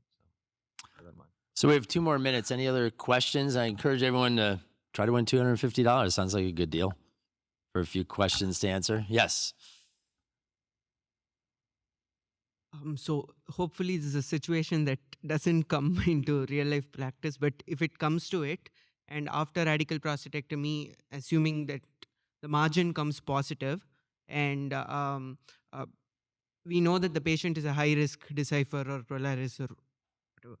So how do we incorporate that into deciding whether the patient needs salvage versus adjuvant radiation? Because it is, I think the onus is on the urology team to send them to radiation at the right time. So how do you factor it in? I know that it is not a white-black answer.